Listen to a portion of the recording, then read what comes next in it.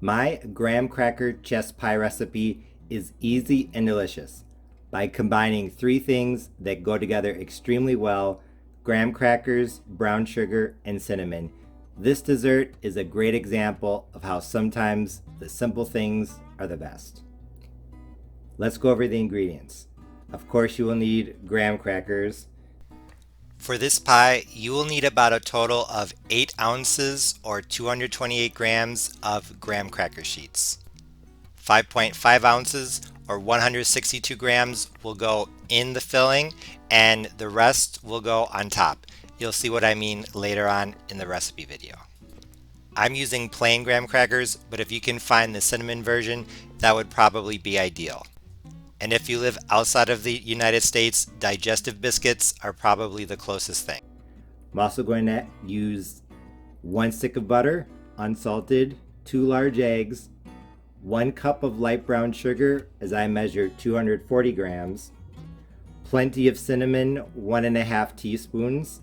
Normally I buy cinnamon graham crackers, but they didn't have those at the store, so I just have plain.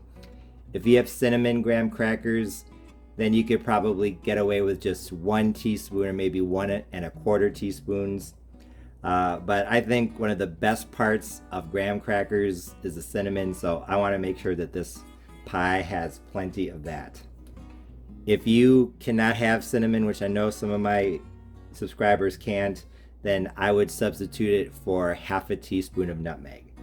You might be able to go a little bit more than that, but nutmeg is very strong, so you have to be careful. 1/4 cup of evaporated milk. I started out with 1 tablespoon, but that wasn't enough. And 1/8 teaspoon of salt. This graham cracker chess pie recipe is super easy. All we have to do is combine everything in a bowl and then pour it into an unbaked 9-inch pie crust. While I melt the butter in the microwave, I'm going to do what I did when I made my Oreo chess pie recipe, and I'm going to crush the cookies. Actually, this time I'm probably just going to break them apart with my fingers. So when that's done, I will bring you back. While you let the melted butter cool, it's time to break up the graham cracker sheets into smaller pieces. And just to show you what I did, the graham cracker sheets are divided into 4 sections. So I broke each sheet into 4 sections, and then I broke the individual sections into about 4 pieces. In the video, I'm breaking each quarter sheet into 2 or 3 pieces, but then I went back off camera and broke them into smaller pieces. So I recommend breaking each quarter of a graham cracker sheet into 4 pieces. This graham cracker chess pie is supposed to look rustic and homemade, so if some of the pieces are bigger than others, or some of the quarter of graham cracker sheets you break into 3 or maybe even 2 pieces, that's okay. As you'll see later on in the video, the graham cracker pieces that go into the filling are going to disintegrate, so honestly, it doesn't matter. But because we're going to put some graham cracker pieces on top of the pie, you don't want them to be too big, because just like with a pecan pie, it can be difficult to cut if the pieces on top are too big. When you're done breaking up the graham crackers, add the brown sugar to the melted butter, and then add the 5.5 ounces of graham cracker pieces for the filling to the melted butter and light brown sugar. Then it's time to add the evaporated milk, cinnamon, salt, and eggs. As I said earlier in the video, I started out with just 1 tablespoon of milk, but I quickly realized that that wasn't enough moisture, so I ended up adding 3 more tablespoons for a total of 1/4 cup of evaporated milk. I use evaporated milk because that's what I had on hand, but if you have regular whole milk, I think that would be fine too. After the filling sat for a while, I realized that the graham cracker pieces basically turned to mush. At first, I thought that the recipe was ruined, but then I got the idea of putting some of the other graham cracker pieces on top. I'm going to be honest with you, this pie is not going as planned, and I'm trying to save it. When I poured the filling into the pie shell, I saw what it looked like over here, and I said that does not look very appetizing at all, so I'm going to try to save this. The pieces of graham cracker that were off to the side. I've just been dipping them into the filling to try to coat them on the top, and then I've just been placing them on top. So I think that this is going to help it look a lot better, because like I said, this does not look appetizing at all, I don't think.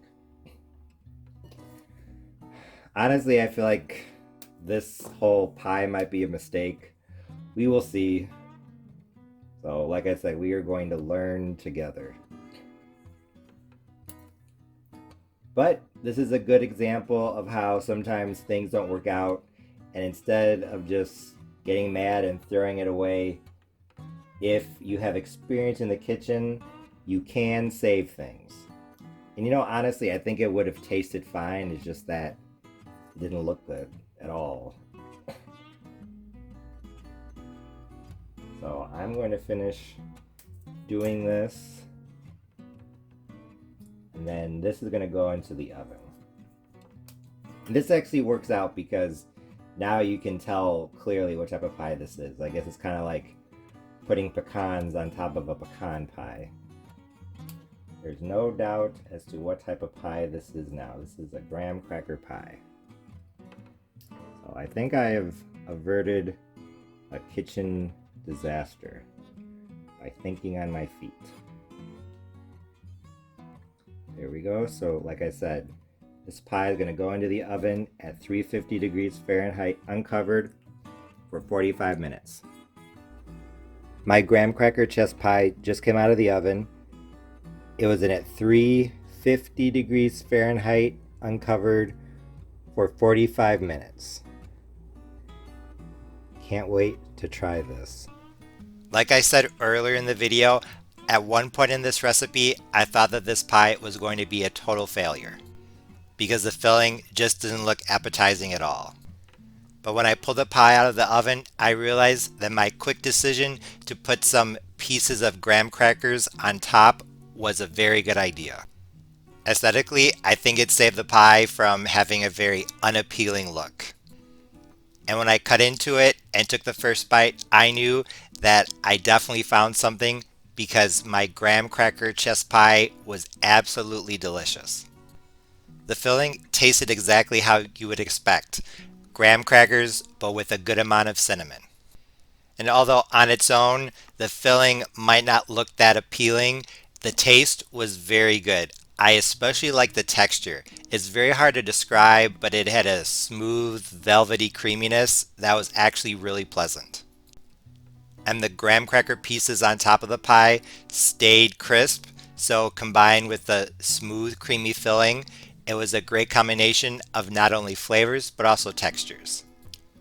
And as you saw earlier in the video, I coated the pieces of graham crackers on top of the pie in the brown sugar syrup as best I could, and I think that was a good idea. The pieces on top, if they're dry, I'm afraid they might burn or just get really dry in the oven. So like I said, I highly recommend dipping them in some of that syrup. And now that I'm cutting the first slice, you can see what I'm talking about. The middle was creamy and the top was crispy. This pie reminded me a lot of pecan pie. I'm sure now that you can see it up close, you can see the similarity. If you like the texture of pecan pie, then you'll like this pie. Honestly, I really liked how this turned out, so I wouldn't change anything about the recipe really. Like I already said, it's just a really good example of how sometimes recipes don't go as planned, so you have to think on your feet in order to save them. And it ended up turning out a lot better than I could have ever imagined. And although this pie was great on its own, it was also good with a little bit of whipped cream. I didn't try it with vanilla ice cream, but I think that would be a good option too. If you remember back to Thanksgiving of 2022, I did a similar recipe but with Oreos, so I think that the concept of a cookie chess pie is really interesting. I'll be experimenting with others in the future, so stay tuned. Like I said, this graham cracker chess pie recipe actually turned out extremely well. It was a huge success, even though at one point I thought it was going to be a total disaster. It has a really unique flavor, texture, and look. So if you're looking to serve something different for Thanksgiving, Easter, Christmas, Sunday dinner, or just any day, you definitely want to consider this recipe. As always, thanks for watching. See you next time.